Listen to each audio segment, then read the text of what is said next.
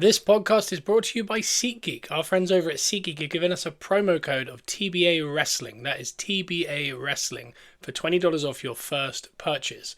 Enjoy the show.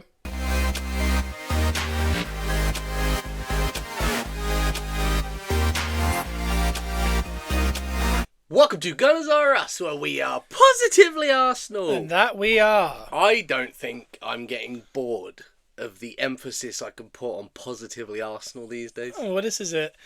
And we've had an exceptional week. I mean, we've talked about it before in the podcast, so we're very lucky that if Carlsberg did weeks, it looks a lot like the one we've just had, and we've said that a few times now. It's been multiple. You could almost call us the Lucky Cannons. The Lucky Cannons. Shout out to 2010 NXT.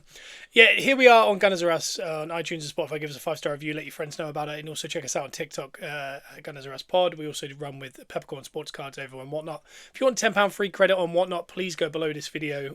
It's not a video, it's an audio. And click that link and you get £10 free credit. And you can go play. You can play with that on all sorts of auctions, including Arsenal cards and Arsenal memorabilia and all sorts. Heck yeah, I can't remember when I had the £10 free credit now. It was a long time ago, but the joy of having £10 to play with like that. And if you also, there'll be a link you can refer to. You can give us 200 quid if you join, and you get 150 quid yourself if you become a seller. Anyway, that's for another day. Right now is about Arsenal and the season as we are in, We're in. We are very much in. And the week that's happened, like I just mentioned, is just kind of exceptional because since we last spoke, obviously, we went away to Bournemouth on Saturday 5:30 game at the Vitality. And that's essentially all that's happened. Yeah, for us, personally, yeah. Yeah, because obviously we had the Villa game and we recovered that last week on the podcast. And over on the Patreon, I've kind of gone over that Villa game a bit more. I've gone into depth into the Bournemouth game, but I did not preview the Liverpool game. Today's episode, we will be previewing the Liverpool game for tomorrow night, and that will not be a Patreon. Because it's too close. Thursday night at the Emirates. Very bizarre. It's a weird time. I keep forgetting it's on Thursday night until people remind me. This season, this game sums up this season. I feel like if we can exercise our demons on Thursday night, it feels like we've been exercising a lot of demons this season. Right. And it's been paying off. This one, I know Liverpool aren't necessarily the Liverpool that I dare say the one we played earlier in the season, because they did beat us. But we could see that there was cracks there.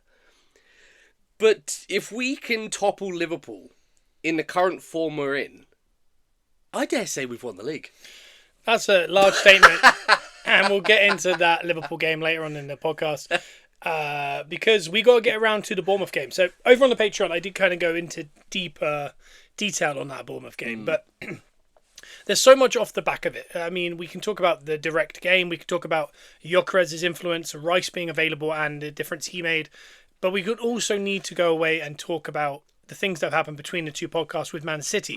Because Man City, since last time we spoke, went to Sunderland and drew, and they've also now gone home and played Chelsea and drawn the late one. But more importantly than the 2 points from 6, while we got 6 points from 6, opening up another extra 4 points, making it 6-point gap between us and Villa and Man City. Yeah. And it's closed in the goal difference because now we're both on 26 goal difference. So there's so many add-ons to the benefit of everything that's happened this week. Beating Villa. A title rival, whether people want to call them that or not, they are right up in it. Yeah. Title rival at home 4-1, real statement win. Talk about exercising demons. Yes. They're a demon. Then going away to the Vitality, which is a place that we have not been very successful at recently. Another demon. And again, a team that are very out of form. Yeah. But a very tricky place to go. So we do that. We win those 2 games. And in that process, City have to do a thing that we had to do, which is go away to Sunderland. And they draw. Yeah. And I mean, this was not the Sunderland we had to face. No. Early in the season, I'd say early, probably the first 10 games, but perky, excited to be in the Premier League, but also realising they're actually decent and they could finish top half or maybe even Europe. Momentum. Dan Ballard at the back, who was an absolute nightmare on the day. The 4 or 5 AFCON players that have disappeared since for AFCON.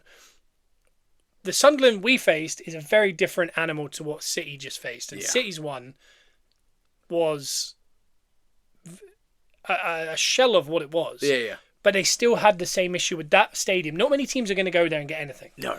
And it was nice that it wasn't just us, you know, in that title race. You kind of go, okay, honours even. We both got a point there.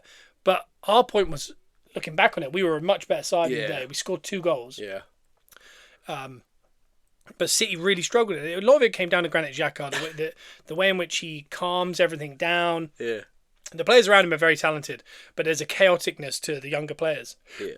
I mean, when City have that sustained pressure around the box, and you know, chance cleared, chance slide pass, chance cleared, in those moments, everyone becomes a bit flappy. That's the reason why Man City have won Champions League and Premier Leagues. And just Granit Xhaka just moseys on in there, and on the third wave, he just in amongst Haaland and a few others, just nods it back to the goalie and just kind of drags his feet and walks out to the middle, pointing to everyone like, spread out, go wide. And you're just like, oh, that ended that. That level of experience from a world-class player who's also learned all of that under Arteta. So he gets to apply that. And like we had this conversation the other day. He went and did it with Leverkusen, the unbeaten Leverkusen team as well. I'm not saying he was the main man or anything, but there's something he does in the middle that just calms everything down. He was a huge part of that team. Yeah, it's just making the right choices. Like, and we know from Arteta that you have to make the right choices or you're gone. It was the Xhaka effect, and I think he did implement it. And that signing, for them to grab Xhaka, Sunderland, and for Xhaka to agree to go there, I think it was a match made in heaven. Yeah, because that is a perfect place. Like, you'd expect him to maybe go on to maybe like a half-decent Serie A team, or like, I dare say like a Villa, like a team that's kind of somewhat proven in the Premier League. But to take that chance on a newly promoted Sunderland team who hadn't been there for a while, it's a real shot in the dark for Xhaka to take that chance. But he's really proved that was a move that was very correct for that team. And he could maybe see the writing on the wall with who was around him, the way the manager was setting up. He could maybe see what we didn't expect, and that was to Sunderland to be a little bit of a force this season. Yeah, and it did the damage that did or for City. Like, you could tell that there was an element of surprise, I think, to them that they didn't get that. I think it's become so liquid over there that they kind of expect, like, you know how when they play and then we play, there's an element of panic where we're like, okay, we have to, you know, don't let the pressure get to us. Let's, you know, keep. But these conversations happen. I feel like at Man City, those conversations don't happen. No, because the thoughts don't happen. No, they don't even think about us. Pep is they just go, we'll just win the games. Yeah. Don't worry about who's ahead of you. They will trip up. Yeah. If you keep winning, you'll win the league. Yeah. And I feel like they've lived by that, and they genuinely believe it. Whereas this year, that game felt like a crack because for 2 weeks running there, we had to play post-City. Yeah. So City kept taking the lead again. Yeah. You know, so we had to keep going into hard games against teams like Villa. Not so much the Villa game because that City played after us, but the week before, and then, you know, this week then with Bournemouth, we had to play before them. But usually we have to play after, and there's that feeling of like, oh no, if we don't win this, they're now top, and we'll never pressure's on. We'll never get back up there. Yeah. You know, they've taken it now. That's it. Yeah. And every time we've come through with flying colours. Yeah. And then this week they had to flip it. They had to play post us twice. Yeah. We beat Aston Villa. Then they have to go to Sunderland. They drop points. Then they go, oh, well, as long as they drop some points to the Vitality, it's very, very likely. And I mean, I'm just going to read a little stat to you now. Bournemouth this season have not conceded more than 1 goal at home, other than 1 game, which was against Nottingham Forest, where they drew 2-2. Wow. They've only lost 1 game at home, and that was to Everton. The rest of them are draws and wins. We went and scored 3 at that place, which is more than anyone else, and we've won there, which is only one other team have done it this season. So it's not an easy place to go, no matter how bad the form they are in and where they are in the league compared to where we thought, even though they did lose their back 5, and we probably should have expected this, and they're about to lose Semenyo. There's so many added caveats to all of this amazing kind of good stuff that we're hearing. The other one is it's come out now that Man City and Semenyo had a conversation, and the conversation was that he was going to play against us to help them drop points, and it hasn't worked. If anything, he got a booking, and he should have gone off. Yeah, he should have. He was running, and he would have then missed the first game for City, which would have been even funnier. But there's so much to unpack. But either way, they had to play again after us against Chelsea. They were much better than Chelsea in that match. But as the game went on, and the injuries started to happen, which we'll talk about, you could see that goal coming because they would just knock the ball into the channel, and they were running in mud. Yeah. You know, Chelsea were just bringing on younger and younger players to go run into that channel. Go on, see what happens. Yeah. You know, maybe there is something to the scheduling. Like, because we have had to face that pressure before, Yeah. like in previous seasons, we have to play after City once they've banked the points. Mm-hmm. Now we're the ones banking the points and they're having to chase us with the pressure. That pressure is a real thing. Like, I know, like, we like to think that City probably don't pay attention to this stuff, but it's got to creep into their minds that when they go into a game, they know that we've already banked our points. What's the psychology behind it? Yeah. It's gonna be there. Like you're gonna play slightly different. Yeah. It's gonna feel heavy. 100%, and that's what's been amazing. And we said it all the way through this season with the podcast. Is this year feels different in the sense that it feels like we're not worrying about anything the pundits are saying, the refs are doing, what the other teams are doing, what other people are trying in mind games. It almost feels like it's a closed camp, and that's what's really nice because it's starting to feel like. That's why it's going so well. Is they've almost shut off the world. We're doing what Man City do. They kind of live in a bubble. And they just play, and at the end of the season, oh yeah, we won that. We've come across that way, and we talk about Arteta having the light bulb in his hand and all these things, and how that's still probably still going on. The thing with City, we think of them as robotic, and we think of them as a team that don't really have to get up for things. It's like they don't even talk. No. They just turn up to work. They go in the changing room. They sit down. They put their kit on, and they go out. Exactly, and that's what's always benefited them. And that's the reason why they go on these 15-game winning runs at the end of the seasons to win the leagues. Is I don't think they're really thinking about anything. They just do it. Yeah. And this week feels like there was a little bit of nervousness with that Sunderland game. And then we go get a big win and we will break that game down a bit more. But then they have to go play Chelsea. And, they know they're better than Chelsea. Chelsea have just lost their manager. They've got a PE teacher in charge. And Chelsea are without Sanchez, Chalobah, not for Chalobah, Fofana, Casado. And you're thinking, City are going to roll them over. But anyway. And they don't. No. It's a last-minute dagger. There's 2 injuries, big injuries, and we are going to talk about that also. And then I saw this online, which was, I think, I don't think that's Khabib, but at Man City's training ground, I want to say it's Khabib. It looks like Khabib. Who is that? Is that Khabib, or is that one of the? Because he's got like about 4 or 5 regens of him. Yeah. They're doing really well. I can't actually see who it is underneath. It doesn't say, but it looks a lot like him. It does. But in that picture, people have zoomed in and there's a screen at the Man City change round. And I tell you what it says. The pressure, the chase, the difficulties. We've been here before, pushed to the absolute limit and still taking everything. This has always been our spirit. We don't fall, we don't panic, we don't quit. We adapt, we respond, we turn setbacks into something, changing situation, blah, blah, blah. We are not weaklings. We are Manchester City Football Club. Which, I mean, on a whole nother level, hilarious. Yeah. Really funny stuff. Yeah. I'll put that up on our TikTok. But what it is to me, that shows what people have said is cringe about Arsenal. Yeah. What have we got written everywhere? We are Arsenal. And, we don't let people, blah, blah, blah. And people go, it's so embarrassing. Just do your job. Yeah. All of a sudden, we've seen these cracks in City, and then we're seeing messages like that. It's almost like they're trying to have to remind them, like, we're robotic. Yeah, yeah. So, because they can't seem to get the roboticness out of them, they're trying to get emotion out of them. And what happens when teams get emotional in title runs?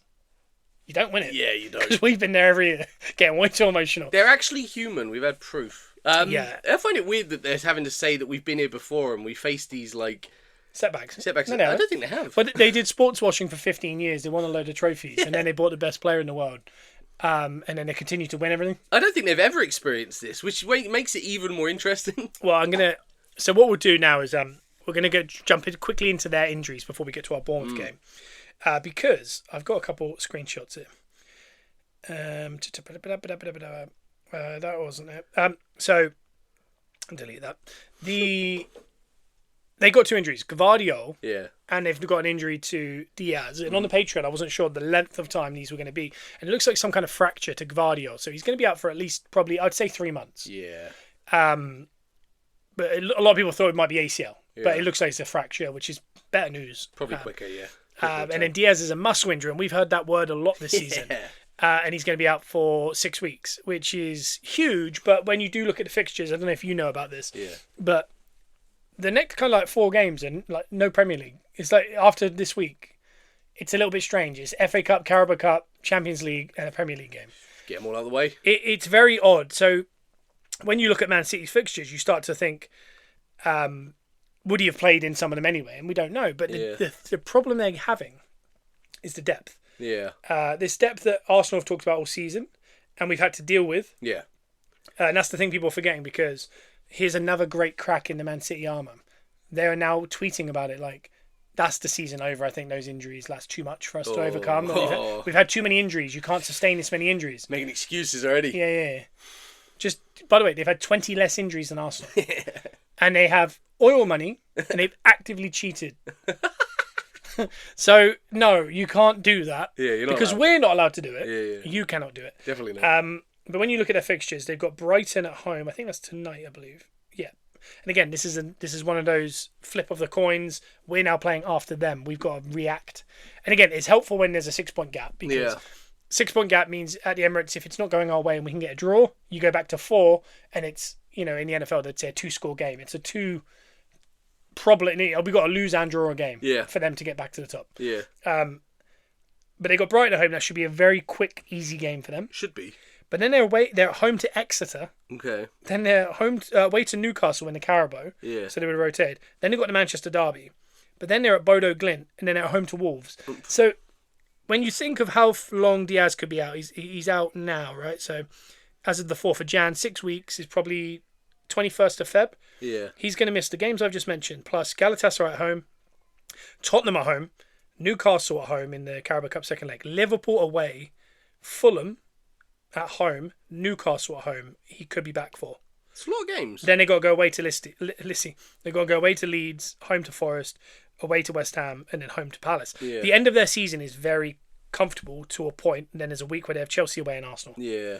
Right at the end. And they're also home to Villa last day of the season. So, but either way, they're complaining that these injuries might have just ended their season. And here's the deal. Yes, to an extent, it's very detrimental because losing your 2 centre-backs at the same game is tough. We haven't dealt with that. That's hard, yeah. We've dealt with a lot. Gabriel's been out for 8 weeks. We've had Saliba out for 4 or 5. How many games this season have we played that have been Hecapie and Mosquera at centre-back? 5 or 6? Yeah, there's definitely been a handful, yeah. And in those games, how many times were the fullbacks also not the right fullbacks? Changed the whole team.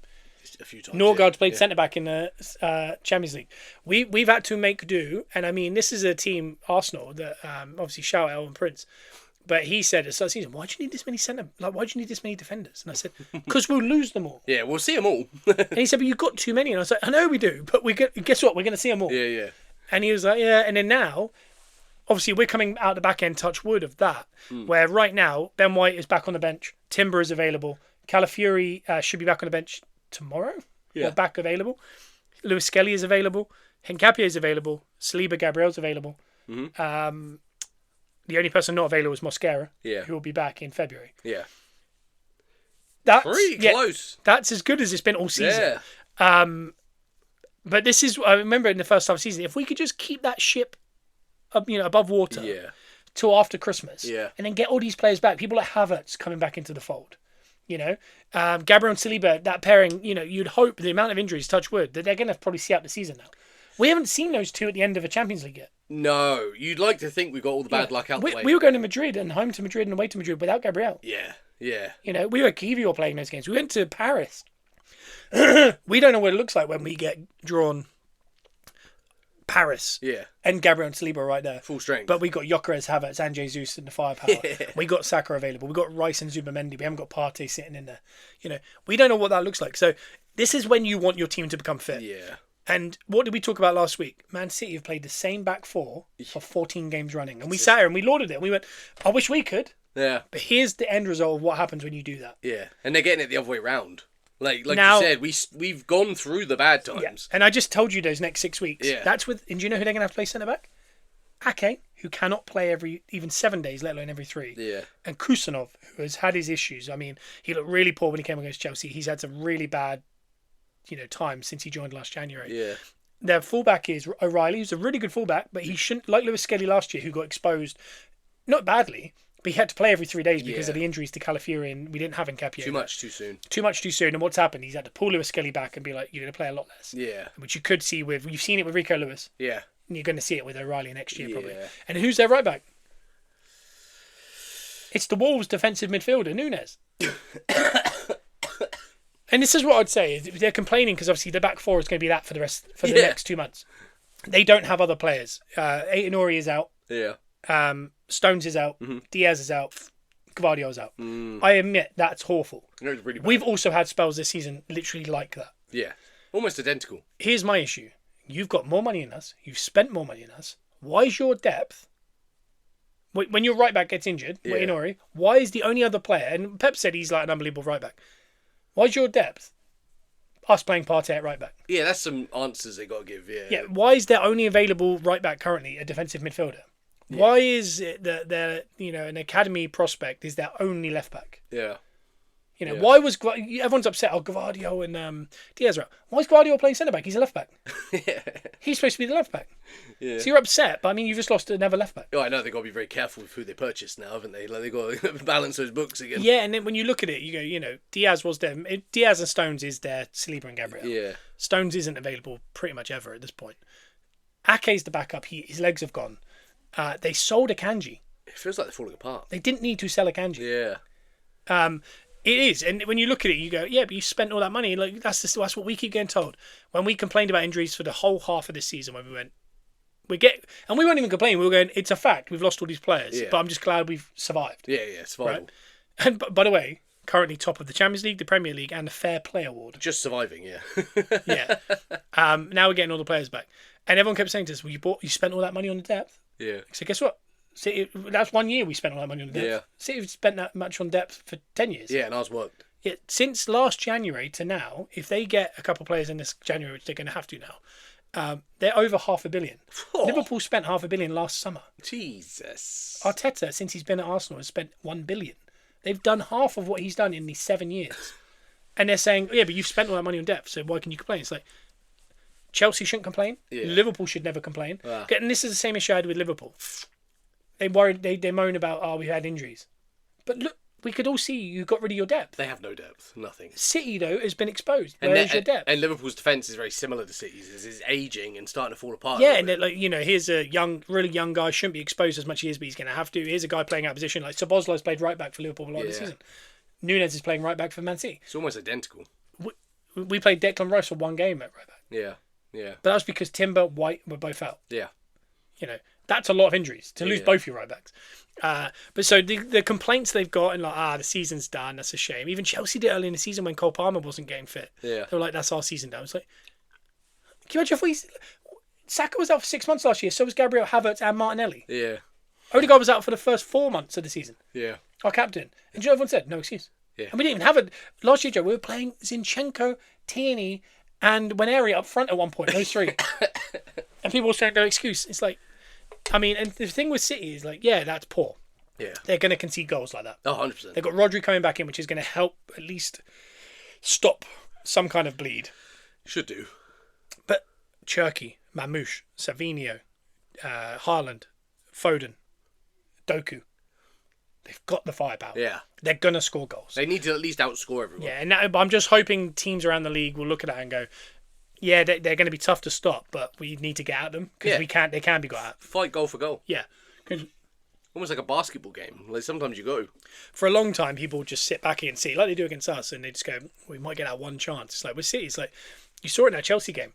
They were just popping the ball in the channel, and literally they were in. And that was when Ake and Kusanov had come on. Yeah. The back four they ended with was the back four they're going to have to go with. Yeah.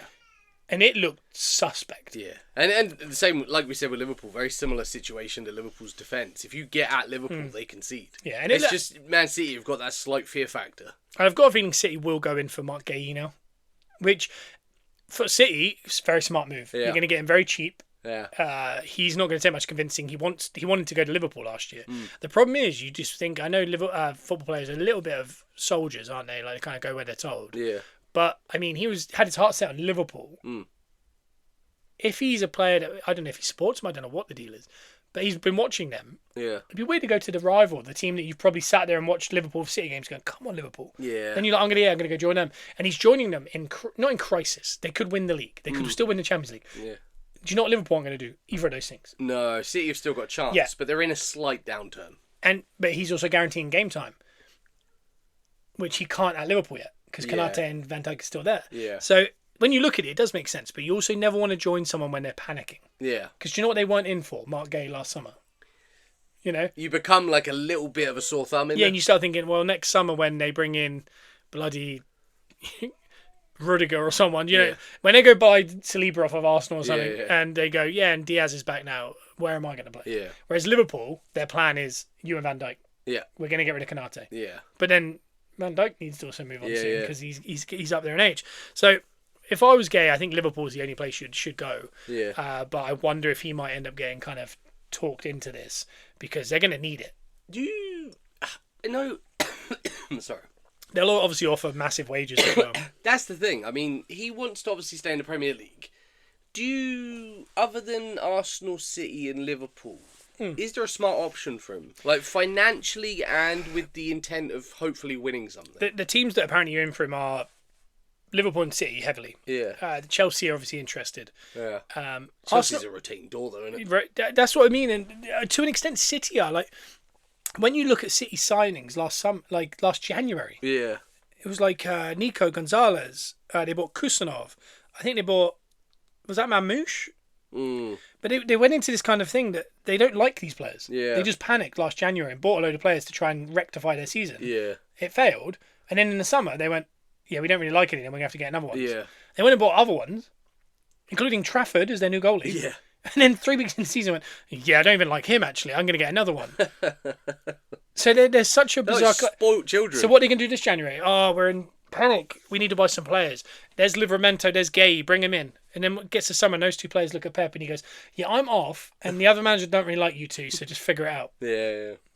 So Messy. it is. And whereas at least with Liverpool, again, you don't know what's going to happen with their manager eventually, but you feel that Mark Gay could be the next 5 years of their centre-back. Liverpool pretty much stick with, if they've got a starting 11 that they like, I think even if a new manager came in, if they're good enough, he'll stick with them. They're not the kind of club that just chop and change and throw players out under the bus and stuff like that often. Man City's more of that throwaway spoilt child mentality. Yes.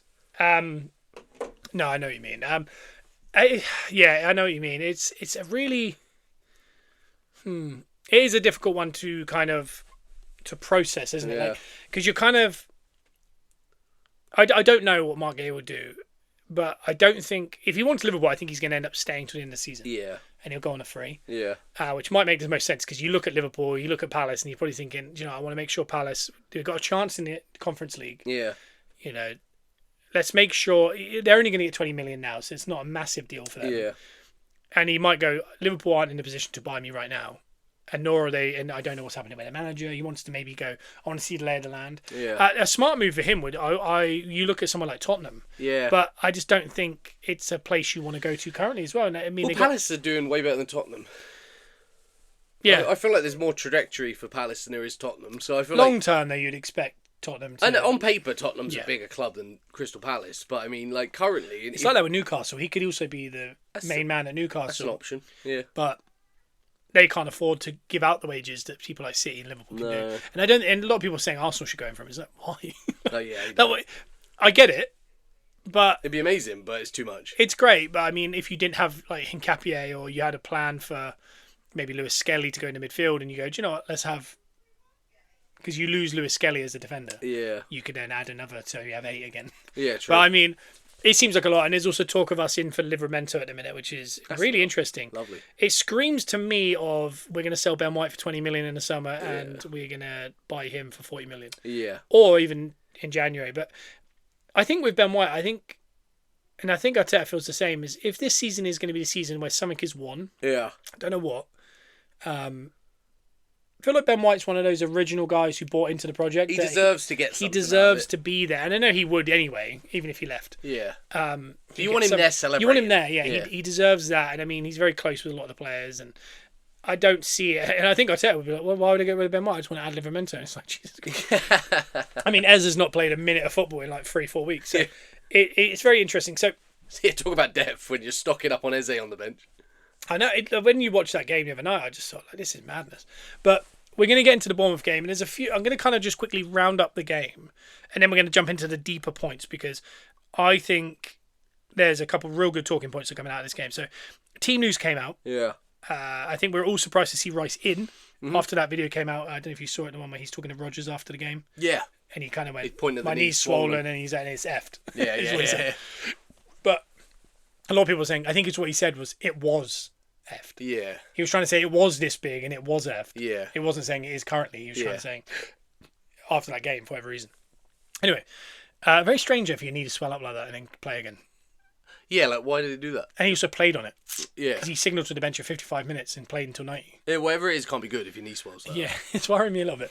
Anyway, so him being available was a surprise to me. Then the lack of Ezra was a little bit of a surprise to me. I really thought we might see Ezra there with the way in which the fixtures have laid. And I could see Liverpool here on the horizon. We just played Villa with Odegaard. And I thought, he's going to want Odegaard and those two. Yeah. This one seems like Ezra. Yeah. And it wasn't. And I was like, okay. Our first choice three in the middle, let's say, that Arteta probably is going to go with. And then he switched to the wingers. And I wasn't necessarily surprised by that. I was kind of actually happy to see it. I like the idea. I like the idea of switching out when you've got some quality depth on the bench. I like the idea of giving them a chance. Yeah, like for me, I love seeing Saka and Trossard start every game. But I also then look at it and go, but Madueke and Martinelli deserves a game. Yeah. Madueke has been good, but he has had weird moments. And I thought, no, I like this. Yeah. This is what we should be doing. Yeah. Rotating. Yeah. I'm always happy to see Madueke. So when I saw the team, I went, oh, the only disappointment I had was just the Ezra one. Everything else, I was like, yeah, cool. So we start the game. It seems like we're trying to figure out what's going on. Yeah. And then Gabriel makes one of the strangest decisions where he kind of passes it, and no one can figure out what he's doing. All I can think is he didn't see him there. He just thought it was a clear space between him and Saliba. But he just swings a boot at it. Or he thought it was Raya maybe pulling up to receive the pass. But if you look at, and the reason the goal even happens is Raya's behind him almost, like trying to say, like, I'm an outlet if you want to get out. Yeah. So he's well out of his goal to the left side of the box. And then Gabriel just swings a boot. And it's like mid-height, mid-pace to Saliba or someone. And it just goes straight to Evan Nilsson. He does really well to kind of like push it forward and get it across the goal because Raya recovers quite quickly. Yeah. Which we've learned in the past he does. Yeah. And I said to you in a text, didn't I? Like, I was like, that is the most Arsenal in January thing I've ever seen. And it always feels like it's away at Bournemouth or something. Yeah. Like even right before you... Down south, cold. Yeah, right before that happened, I was even sat there thinking, this feels like a slip-up game. Like, regardless of momentum either way. Yeah. But I think someone even pointed out that maybe he was trying to hook it over to Timber. Timber, yeah, I saw that. Because you can see the body language and he's looking at Timber. He's trying to lift it a lot higher than what he did, I think. He just scuffs it sideways. It's such a dangerous pass. I mean, you teach kids in school, like, don't play it across your box like that. And I got shouted at big time at school for doing that once. And the thing is, like, the pace on it looks like he's just knocking it to Saliba, just chill. But he just doesn't know the players there. I don't know. Either way, that happens. And he does scream. He's got a main character energy that you go, when he scored, I turned to our dad and I went, he's going to score, isn't he? Yeah. Because he's going to make up for it. Like, Somehow, in his head, he's the kind of guy now who will just start appearing next to Gyökeres, not even on set pieces, just during play, because he's like, no, I have to make up for it. It's on me. Yeah. It's on me. And lo and behold, 10 minutes later, he scores the goal. Madueke really made it. Like, he had that goal on ice. And if you want to see what happens when Saka doesn't play, watch that game. Because everyone's going, oh, Madueke's so much more like direct than Saka. One, no, he isn't. Yeah. Saka gets in the exact same spots, but you know what he does? Finishes it. Yeah. Because there was that one where Madueke kind of came in, and then he had that left foot chance, he ballooned it. Yeah. Saka does get in those positions. Saka's so bizarrely underrated of people don't realise how good he is. It's very subtle. But guess what? When Madueke kept kicking that ball up, Adam Scott in midfield was not tracking it. Semenyo was not tracking it. They went, yeah, you can have it. Yeah. And he's not Saka. No, one-on-one. Yeah. Get the ball out to him in that first half. He was one-on-one. Yeah. And Madueke's good enough to beat anyone one-on-one. Later on when Saka comes on, watch exactly what happens every time Saka gets the ball. He has about 5 people around him. And Odegaard's in there trying to help him. Like, I don't know what do you want me to do? Where do you want me to be? And Saka's going, I know, I'll figure it out. And then what does Saka do? He gets an assist. He figures it out. Because he's world class. But yeah, it's a perfect example of that. But Madueke makes the goal. And what worries me is like we have 1 attempt, we have 2 attempts. The second one's on Martinelli. He can't find the net. And then it comes out onto our big centre half on his weak foot, and he's the one who can find the net. Yeah. It's very alarming, but a rare occasion where Gabriel scores with his feet. But we go 1-1, it goes to half-time, come out second half, and a lot like this season, something happens, we get a rocket at half-time or something. Yeah. But we come out a lot stronger, we're moving the ball a lot quicker, and eventually there is the Declan Rice goal from the edge of the box. This one, if you want a still image that tells you why Gyökeres needs to play every single game for Arsenal Football Club, and don't listen to the nonsense. Jamie Carragher put him as our 4th best forward at the club currently. There's a reason why they aren't managers and they're pundits. Yeah. Every manager trusts this guy. Yeah. Amarin loved this guy at Sporting. He won him the league 2 years running. Yeah. Amarin wanted him at Man United. He trusts him. Amarin's a top manager. He's just been sacked. Anyway. But Arteta has never made bones about it when he doesn't like a player or doesn't think they do anything. Yeah. He starts this guy every game. Yeah. Because he does a lot. And now, we talked about on this podcast, 6 games we had to win in all competitions in a row for us to get our league back on track, in our opinion. Yeah. This is it. 6 from 6, ticked, done. Mm-hmm. No draws, nothing. We're in a semi-final. We're through on the Champions League, and we're top of the league. You can't ask for more from a football club. And but what happens here with Gyökeres is, in that 6 games, has almost been... I think he scored 1 goal in those 6. Yeah.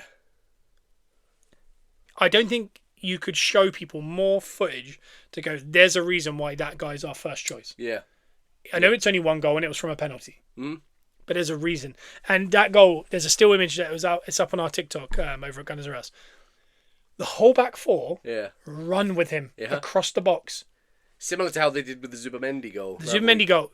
They split the whole defence in half because he made a run. And it's not, and people go, he's not that scary. It's like, no, but it's enough. He's making the runs into channels that are taking people away from the middle. Yeah. Zubamendi can pick up in a little space, score a goal. Yeah. Declan Rice here. All 4 go across the box. Yep. So Odegaard can just knock the ball over to Rice and he can just finish comfortably from the edge of the box. Really nice finish. And, people could look at that going, yeah, well, Gyökeres didn't get an assist. And it's like, yeah, no, but he had the whole back 4 with him over there running away from the goal for some reason. Chase me. And he does a really thankless job. Yeah. And I think the players see it. I think Rice, someone on Twitter, I saw a tweet that said, Declan Rice calls him one of the best forwards in the world currently. But Rob from Basingstoke thinks he hasn't scored enough. And I think I trust Declan Rice in Arteta's judgment. But... he is, and you can see he run over to that goal, like celebrating big, like smiling. He's not poo-poo facing. Yeah. How many forwards out there did poo-poo face and everyone rips into them? It's like, just because you're not scoring. Yeah. He's running around smiling, happy. He couldn't care less. If he scores 10 goals this season, but we win the league, he couldn't care less. He doesn't react to anything. Like, I've said this multiple times, and it happened again in this game. I've never seen a player get fouled more times, but not get a foul for it. He got one in one point, and I was like, wow. Okay. Yeah, and he drags people around. Is his hold-up play good? Is it bad? No. Is it good? No. Is he a great finisher? Finesse-wise, no. Has he got a good, powerful shot? Yeah. Does he get chances at Arsenal? No. Is he the fastest? No. Is he the strongest? He's up there. He's just a bulldozer, and he scares people into... doing stuff. Yeah. There's a reason why Saka's really enjoyed this season. Because 1, he gets rest, and 2, he's not getting tripled up on half the time. Because guess what? When he came on this game, do you know what he had to deal with? Jesus was now on. Yeah. So do you know what he dealt with? A triple up. Yeah. And that's the problem is there is proof, and then we score again. Obviously, Odegaard makes an unbelievable weighted pass to Saka. He pulls it back. Rice crashes the box late, which is what you want to do. He scores his first ever brace in the Premier League. Yeah. He kisses the camera. We all get very excited. And I don't know about you, but did you kiss the TV? I kissed the TV and immediately started cooking rice in the kitchen. Yeah, I just pulled raw rice out of my pocket. And I was like, I don't know what's happened. And I just fell backwards onto my... I was just throwing rice in here like a wedding. I didn't see the rest of the game after that. I fell back. Yeah. And at that point, you could see by the celebrations, I think I felt the same as them. The game was won. Yeah. And then what happened was we brought Jesus on. And this is no slight on Jesus. He's an unbelievable player to watch. And everyone like Carragher and everyone else would watch it and go, but he seems to find the pockets to get shots away. Yeah. Yeah. He's not scoring a lot though, is he? No. He gets a shot away. Yeah. There's sometimes Frank Lampard got 100 shots away. Do you know how many out of them he scored? 90 of them. Yeah. And they were all scuffed. Yeah. And they were all weird. Yeah. Then there's players out there that, like Andros Townsend. Yeah. Got an unbelievable shot. Yeah. It's always saved for some reason. It's like stat padding, isn't it? Yeah, it's sometimes certain players do that. And Jesus, and also what he's doing is he drops away from the centre-backs because he doesn't want to deal with them. Yeah. And he's going, I want to look at the goal and I want to be able to figure out what I want to do. Very different role. Yeah, which is great. So he pulls back, he wins the ball, he's really good at holding the ball. He's really skillful, really good player. Yeah. And he looks out wide, he looks for 1-2s, and it's amazing to watch. Yeah, it's fun. But what else happens is it's a really horrible watch, is our team slowly just drift back into their own box. And he's standing between Rice and Zubamendi. And he's pointing away, like, you go out wide. He's trying to jump into tackles. And do you know what Gyökeres would have been doing? standing between the two centre halves. And what that means is the fullback has to stay with them as well because they can't allow it. Because guess what? If Odegaard wins the ball and he knocks it out to Saka, what they can't do is be 2-on-2. Yeah. So they have to leave a third player back. Yeah. So Gyökeres is occupying 3 players by staying up there. That's all he's doing. Yeah. And if they don't rate him, they can leave him. Yeah. But they do rate him. They do, so clearly, all 3 can stay up there. So what happens is we don't drop into our box. Because guess what? The ball gets laid out. Unfortunately, he's not great at holding the ball up. But what would happen is it hit him, and it will roll back into that midfield where Zubimendi, Rice, someone like Rice, stride forward with the ball. Yeah. And everyone's panicked. Yeah. So naturally their team go, all right, we'll sit back a little bit more because we can't afford to lose another goal. Yeah. And what happens? Jesus comes on, we drop. Krupi gets a unbelievable shot away. I don't think it's the keeper's fault. I think if anyone is Zubimendi, he's dropped between the two centre-halves a lot like Partey did last year. Yeah. Not really occupying anything but just a bit of random space. Doesn't get the ball out. Allows Krupi to get the shot. And Krupi's a good player, but it goes to 3-2, and then I went into panic because I was like, we're in the situation now where the team that are on are the team that usually get into the box. Yeah. Odegaard's in there. Yeah. Like Ezra starts kind of wandering up the field at this point. Yeah, yeah. Odegaard's in the box. He's next to Jesus. There's a lot of people doing stuff. Yeah. There's a lot of movement. A lot of movement. Yeah, and I started to panic a little bit. But we see it out, and in all fairness, they didn't really create anything after that goal. No. And that's what's similar to the Everton game and some other games where we did panic a little bit, but you actually look at it, like, if you could watch that game back now, you'd go, oh, they didn't do anything. They seem quite comfortable. Because you're not panicking. That's the demon we're exercising again. But later on, they did get a throw, and then it went back out, and they didn't get the cross back in. The ref did blow up, and that seemed very early. But we've also dealt with a lot of stuff like that. So again, like a lot of times I've said this season, at this point, I don't care. I don't care. I have no sympathy for anyone because no one had any sympathy for the state of the last 2 years we had to deal with. So people don't even have sympathy with us having like 11 injuries at a time. Yeah. So no, I couldn't care less if you've got injuries. I couldn't care less if you get a bad decision. I don't care. Yeah. But either way, we win the game. We've talked about one of the really good talking points there, which was the Gyökeres effect and how we kind of drop into the game. When he brought Moreno on, it really worried me because I was like, that's when Ezra should have come on. Yeah. To kind of, and again, Moreno does a great job of kind of slowing it down. I think that's what he's going for. He wants to steady the ship a little bit.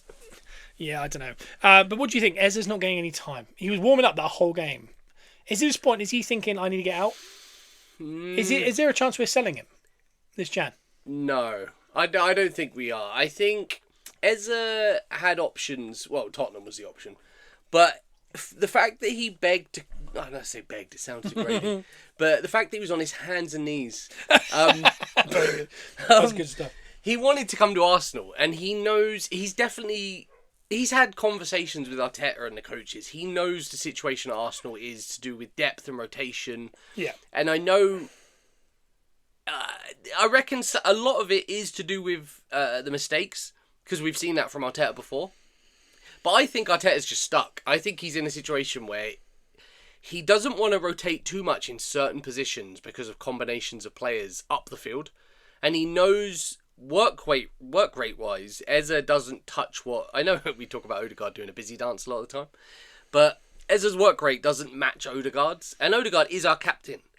And I don't think we should be playing Eze on the left wing. Yep. So I think the only position we can play Eze, and he's really good there, is Odegaard's position.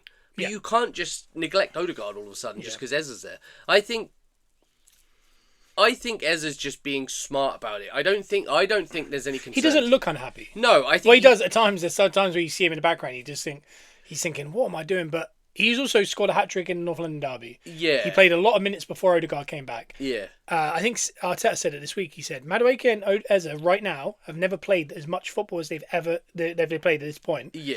Ever in any year. Yeah. And he was like, so I have to manage those minutes. Yeah. I was like, okay, yeah. I think there is a lot of that going on. I don't think Eze's frustrated. I think he might have professional frustration in the sense of when he watches a game, he's probably thinking in his own head, I could do something here. Why am I not playing? Yeah. I feel like it's fine. I feel like the camp at Arsenal currently, because of the rotation and because of, like we said before, the injuries that we've had to face, and a lot of these players have had to play. Eze's played way more than he was probably intending to at this point. We know the left wing situation doesn't work. We can see that with our eyes. Arteta can definitely see that. Eze probably knows. Because, again, the work rate you have to also do. It took Martinelli seasons to figure out the work rate on that side, to get back and defend. I think Eze's position is where Odegaard plays. It's just a shame that our captain, and some would say even the heartbeat of that middle, is playing in Ez's position. Yeah. I think Ez's time will come. I think the rotation will come into play. I think with cups coming up and stuff, we will see him now. Well, that's the thing. I'm just looking at the fixture list, and I think against Liverpool, I do think we'll see him. Potentially, yeah, because we need to... I don't think from the start. I think he will. I think he knows how big this week is with... But the only problem, I think, is this week feels like... You remember that week we played Spurs, Munich and Chelsea? Yeah. And we won 2, draw 1, and we were like, what a week. And then we went on a bit of a odd run after that where we were a little bit unnerved. Yeah. It's almost like we put everything into that week. The emotions got the best of us. I worry with the Villa and Bournemouth game and playing almost like the exact same team, albeit he changed the wingers.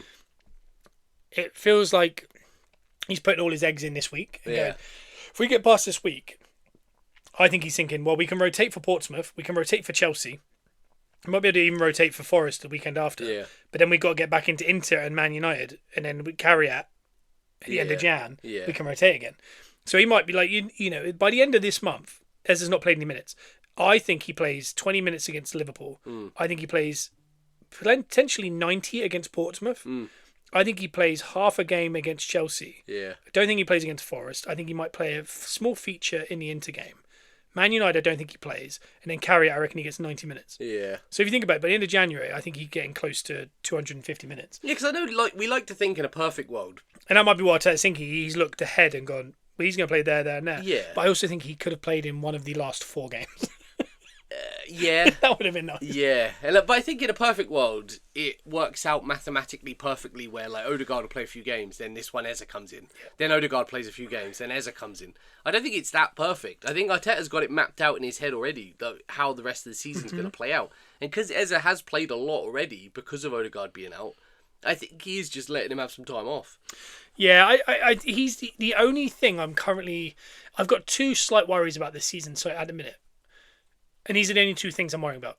Ez's game time and Waneri's game time. Yeah. And there's solutions to both of these. Like I said, Arteta's mentioned, Ez has never played, the amount of football he's played to this second right now, he's never played this much football in a season. Yeah. Because he's playing on all 4 fronts. Yeah. He's never played on all 4 fronts. No. Yeah. You know, this is the first time he's ever had to do it. And with that, also, the player ahead of him, like you said, is our captain, who is now fit. Yeah. And Eza wasn't in the plans. Like we've said multiple times. Yeah. He was just handed an option, Arteta. He was handed a gift. Yeah. And we got it. Yeah. But he has to manage when he plays. So that one, there's a solution, not a solution, there's a reason for it. But I do worry about it. I'm like, because I love him as a player. He's essentially my favourite player at the club currently. Awesome, yeah. Him and Saka are like my guys. Yeah. So... Might made away, Kim Marino. Yeah. You love the Carabao Cup. But looking at our injuries here, then the backup was Waneri, and he said the same. He said, we talked about last year, even Foden and Saka had never played the amount of minutes that Waneri's played at this point in his career. Yeah. He could have played more minutes. Like, because we're in a weird position where, like, for example, that Portsmouth game, it's a great time for Waneri to play. Yeah. But we kind of need Eza to play now. Yeah. So he's even behind him, so... And then you go, oh, he could play right wing. No, Madueke needs minutes. Yeah. So the depth is almost the only person who's really, really affected by the depth is Waneri. Yeah. But I mean, with the Carabao Cup as well, I would love to see Eza get maybe the first 60, 70 minutes of this game, or the last 20, then get 60 minutes, or maybe the last 20 or 30 against Portsmouth, but Waneri gets the chunk. And then when you go next week into the Carabao Cup against Chelsea, start Eza. Yeah. So he gets 20 minutes, 90 minutes. Yeah. Then he can maybe miss the Premier League. And then in the Inter game, he can get another 20 minutes. And then you go, okay, he's played 4 times out of the last 5. Yeah. You know, that's why I want to see him. Anyway, by the way, everyone at the club seems happy. Momentum's going our way. Everything's working. Arteta, I think they trust him and they trust the process. So I think if that's the way it is, that's the way it is. And moving on to the Emirates Stadium tomorrow night, huge game, Liverpool. Yeah. We've had a weird little record against Liverpool. There was a 2-2. There was and we could have won it at the end there, but the ref decided to blow up before it went over the line. Yeah. Then before that, I feel like we had that 3-1 where they got the cameras out. Yeah. Again, very like a lot of them are Sunday night games. Very rarely have we played in midweek at this time. Feels weird. It feels very weird. I'm not used to coming home from work for these. And injuries. Calafiori, unknown return date. Dowman, unknown return date. Mosquera. To have your 20-year-old, £13 million centre-back and your 15-year-old winger injured. Yeah. Seems solid. Yeah. That seems like the only injuries you want. That's fine. It's not ideal, but I mean, It's of okay. anything, Yeah. there you go. And then Ricardo Calafiori, he's the other injury. There's a chance he's fit. I don't really know what's gone on with him. But then when you look over at Liverpool, you've got Isaac out for probably the season. Lieni out. Endo out. Salah is now in the semis, so he will not be back. And they're also going to have, looks like SEATGEEK out. Yeah. They're missing a chunk. It's going to be interesting because it's a game in which we need to genuinely go get after them. Yeah, we need to get out them. Because we've dealt... Liverpool last year obviously won the league. They're a team that we were nervous of, scared of, and they actively... We essentially... I think we drew 2-2 with them twice last year, right? Yeah. But both times, I'd say the first one, we were missing Gabriel for half a game. Saka was his first game back, and then he missed a load of games. Yeah. We were missing players that day, and we could have won it 3-2 without that bad decision. Yeah. Then away from home, the season was gone, and we drew 2-2 even though we were down 2-0 at half-time, right? Yeah. They're a team that I feel like, even more than City, I think the Arsenal Football Club have been scared of for a long time. They're the games that we go into and naturally go, oh, they're going to beat us. This is the first time where I think we all go, we're the better team. Yeah. We're in a better moment. Yeah. We're at home. Yeah. We need to win. This has to be a win. I mean, they have the aura for us now that Man United used to have. Yeah. Like going to Old Trafford. Yeah, because even though City are the team that win the league most, like Liverpool just won it once there in this last few years. Since we've been challenging, City have been our rival. But Liverpool feel like the real rival. It's weird because like this is the 4th year challenging for the league. Yeah. Year 1, City were the rival and they won it. Year 2, City were the rival and they won it. Yeah. Year 3 wasn't really a title race, Liverpool won it. Yeah. Year 4, real title race, Man City. Yeah, So Man City are the rival, but for whatever reason, I feel like Man City are an asterisk team that don't exist. Yeah. It feels like the real rivalry is between us and Liverpool. It's weird because when I think of like us playing City, I don't get overly nervous. I'm like, yeah, it's a game. Yeah. Whereas Liverpool, it's like I don't know if it's just they've given us so many hidings over here that you just think naturally like, oh. But at the minute, I mean, if our major injury is Calafiori and he might actually be fit and have a full list of players available, and we've just come off resting Trossard and Saka for a game. And momentum-wise. I feel we should be the favourites. Rice is having to play every 7 days at the minute. He's getting rest. Yeah. Saka's rested. Trossard's rested. Sleeper and Gabriel hardly played together this season, but now back in. Yeah. Timber's available. You look at that, and Reyes in form, and you just go... It's in our hands. Odegaard or Eze, your choice. Either way, Odegaard's in massive form. That's the other thing we have to talk about with the other things. Odegaard's not just back. He's played himself back into form. He similar to Gyökeres, he does a lot of things that...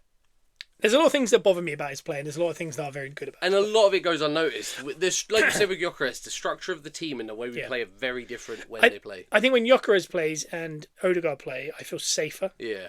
When Jesus and Eze play, it's funner. Chaos. But it's more chaotic. And Arteta is someone who thinks of safety first. So. Yeah, he doesn't like chaos. He does not like chaos. Chaos is fun to watch, but not good as a manager. Exactly. So I understand where Arteta's coming from, but I think this game's a huge one. I do really think Liverpool, they've just come off of a draw at home to Leeds and then that late draw to Fulham. Do you see that? Yeah. My word. Harrison Reed.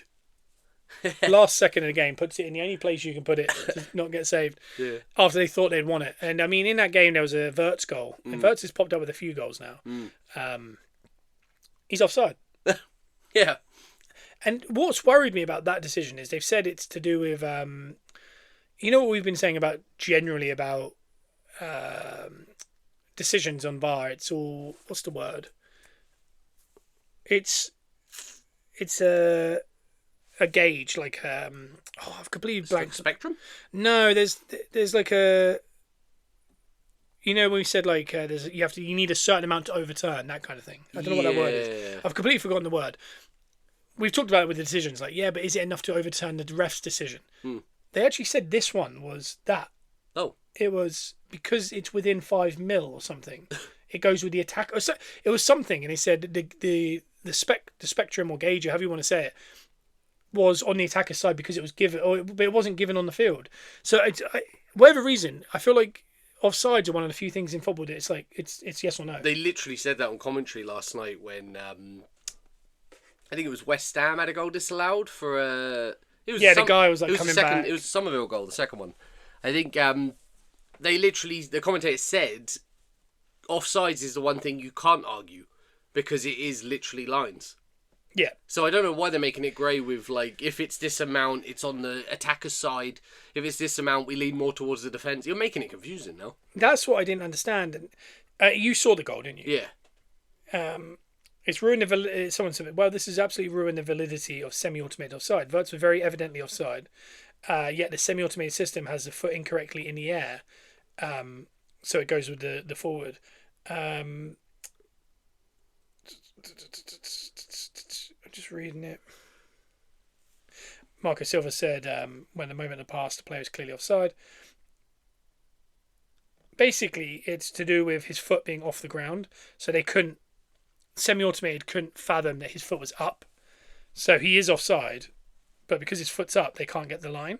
So Oh, okay. So they can't, because it's not planted, they can't determine that. You could see it's offside from the lines on the pitch. As the ball's getting played, his foot's there, that guy's there. He's about a third of a yard, half a yard. I mean, can we use the lines in the pitch? No, that you definitely shouldn't. But I mean, the lines match up to the painted lines, and the painted lines are there for a reason, because there's an exact measurement of the pitch.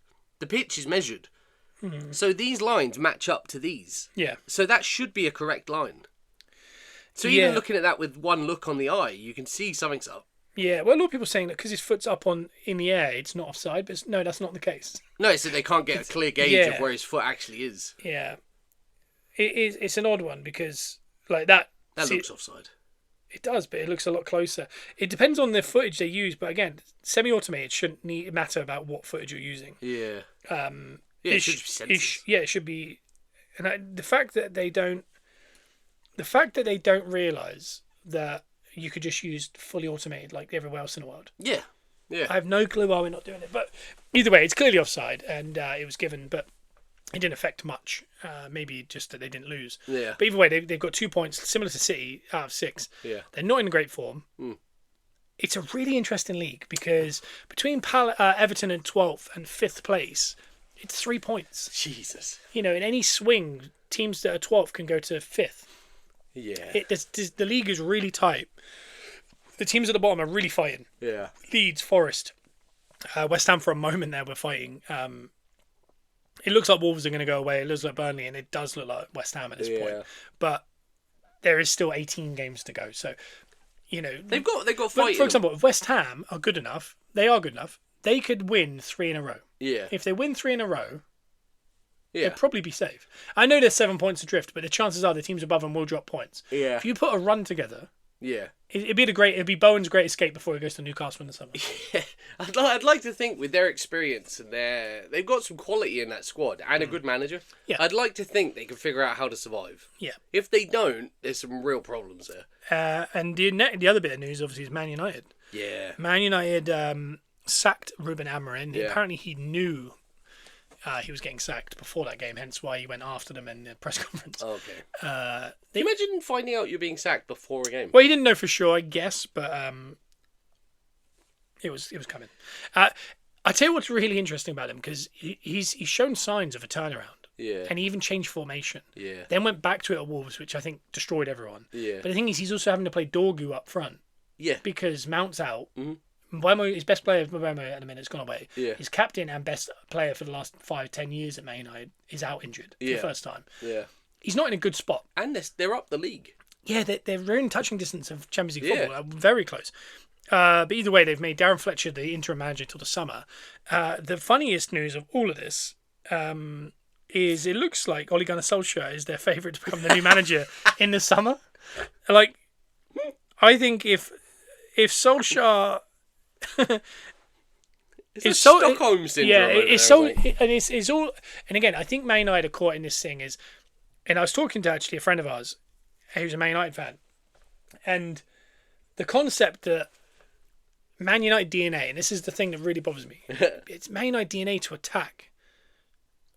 No, it was Ferguson's DNA to attack, because before Ferguson, you weren't that great. That's what we're basing the whole Man United thing on, is just Ferguson. And I know Arsenal have a history of playing very nice football, the nicer football. Yeah. But really, it was Wenger. Wenger did that, yeah. Because before him, what did we have? Bruce Rioch. George Graham. They were anti-football. They were just fighting. It was just a fight. Fighting for it. So the concept of, like, it's like when Arsenal fans go, we played a beautiful football. Like, Arteta plays too Simone, too gritty. It's not Arsenal DNA. It's Wenger DNA. Recency bias. Wenger did really well. Yeah, and if anything, Arteta's just reverted back to the George Graham days. Yeah. And then 89 winning. Yeah. Like, it that bothers me. And the worst part is Man United of all places are too invested in the class of '92. Yeah. And this is the benefit of like what happened with Arsenal. Is there was a moment where a consortium with Ljungberg and Henry and a few others were going to try and buy Arsenal off of the Cronkies, and we were all for it because naturally rose tinted glasses. We'd gone through Emery, it didn't work, and we were like, we're in a Man United situation here. We will never replace Wenger. Yeah. The owners aren't giving us any money. The conversation we were having is what Man United have been doing for the last 15 years. A long time, yeah. But we did it for 6 months, and then the Cronkies went, whoa. That consortium's not buying it. We're not living in the past. Here's some money. The manager's good. Let him cook. Yeah. He cooked, and everyone went, I really like the owners, and I really like Arteta, and I really like the team. It figured it out. The problem over at Man United is the owners aren't great, but they put too much validity in like Roy Keane and Neville's comments, and look at their managers, Solskjaer and Darren Fletcher. And Darren Fletcher did an interview, and they said, "What's your style of football?" He goes, "Attack, attack, attack." He says that because that's what the crowd chant at Man United. They say, "Attack, attack, attack." Yeah. And he said that's what we did under Rooney, Tevez, Ronaldo. Yeah. Well, guess what? When you've got Patrick Dorgu, Yeah. Sesko, and Cunha, you probably shouldn't attack. No. It's a different world. And I do genuinely believe that moving to a 4-3-3 and a midfield of Bruno Mainu playing that Rice 8 role and Casemiro, and then putting Cunha and Bournemouth either side of Sesko, with Xerxes, Mount and Ahmad as options. And in the middle you have Ngate or Mount dropping back, or even Cunha playing the 10 role and Bruno's not available. And you've got multiple defenders that are actually very good. I think moving to a 4-3 almost actually does deal with it. Yeah. And that is the big issue of Amarin. The funniest part of all this, the managers they're looking at, Southgate, Conte, Eddie Howe. Yeah. There's another one. That's really big. Glasner. They all play 5 at the back. Yeah. Do you know what they're not going to like? They're going to want to do what Amarin did. Yeah, it'd be the same. Because guess what? Amarin did it, dare I say, nearly as well as all of them. Yeah. At Sporting. Yeah. And he couldn't do it with them because they wouldn't buy many players that play in the positions that he needed. They kept going, "Well, do you want Sesko?" And he's like, "All right." Yeah. I like the idea they think their manager is the issue. Yes, and this is the bit. And I think they're kind of caught up in this 15-year... Mourinho went there and won a treble of sorts. With I think it was the Carabao Cup, the Europa Cup, and the Community Shield or something. Yeah. Sacked him. Yeah, he didn't like that. Moyes got him top 4 2 years running. Sacked him. Not good enough. We have to be winning leagues. Moyes should still be there now. He still has the best winning percentage of a manager at Man United. They should have stuck with him the whole time. And then, you look at other managers that have come in and they've done well for periods. They've won trophies. Yeah. Ten Hag won a trophy. Yeah. And then they sack them, and you just go, they're bringing you silverware during this bad period. But nothing's ever good enough because they have Neville. I mean, there's a clip of Neville because obviously he's saying like they just changed the formation, and he's like, why is he playing 5 at the back? Blah blah blah. And then there's a clip of him 2 years ago before Amarin came in going, why are we not playing 5 at the back? And he named literally the team Amarin's currently playing at the back and going, that would be amazing. Yeah. And now he's saying it's rubbish. Yeah. So it's toxic. Again, it's the reason why he's not a manager. But they put too much, and this is what Amarin said. He said they put too much stock in what Neville said. It's true. It's behind the scenes is toxic. That's the problem. And I feel like, blocking out whatever's out there is a huge reason of success. And it's what City have done for forever. And they're allowing it to creep in now. And what Arsenal have done forever and not allowing to happen this year. Yeah. And again, that doesn't mean anything. We've got a long way to go. We've got 18 games. Yeah. We've still got 2 more games in the group stages of the Champions League. It would be really nice to finish top. Yeah. Because you almost get a guaranteed second leg at home until the final, which could be huge for us. We've already got that benefit in the Carabao Cup where we've got the Chelsea away without Caicedo, and then we're home to Chelsea. Yeah. And if you can go get a draw at Stamford Bridge and then come home, it's like, all right, all we need to do is beat Chelsea at home, and we get a final. Yeah. It's really important. So we just got to keep on rolling. I'm not going to put any we need to win the next 6 out of 6, but the next 2 weeks, the next 2 podcasts, we are back in the Champions League. We're back in the Carabao Cup, back in the FA Cup, and we've got 2 more Premier League games. Yeah, lots. So we're going to know stuff. Yeah, so much is going to go on there because you could be in very good stead to go to a final. You could be in the next round of the FA Cup, which we went out at this stage last year to Man United. Yeah. So we go 1 more, which means you need that depth available. Yeah. And the Champions League could be more understanding of who we're going to be playing because some big teams are dropping. And you look at City, they're in fourth in the Champions League, lose their 2 centre backs. If they lose out, they could end up in the playoff area. So you could end up playing players like teams like that down the line. So a lot to happen. Yeah. It's gonna be a big week. We'll be back next week. Heck yeah. Post Liverpool. Yeah. Post Fratton Park, which is a little throwback to our wrestling days. Yeah. But in the meantime, 1 second. Luke wants to say something. Hey, big dog. How do you feel about it all? Good boy. I'm leaving that all in because I can't want to edit that. So much to happen in this next 7 days for Arsenal. But I'll be back on the Patreon on hopefully at the weekend. Actually, I'll do a review of Liverpool and a preview of Portsmouth. Safe in the comfort of a warm studio from the snowstorm. From the snowstorm, yeah. So I should have some time to do it. And then next week, but it'll be Wednesday, will be our next game. So, which will be the Carabao Cup. So we'll probably preview that here on the podcast because there's no point doing a Patreon next to that. So enjoy that, guys, this week. Listen to us on iTunes and Spotify. Give us a 5-star review. Go over to TikTok. Give us a follow. So Gunners Are Us. And check out Peppercorn Sports Cards and whatnot. And over on our TikTok, you'll see some of those videos and on YouTube. Yes. Stay safe, stay warm, and drive carefully. Drive carefully, very much. Luke's flapping his ears. And we'll see you next week. Bye. Bye.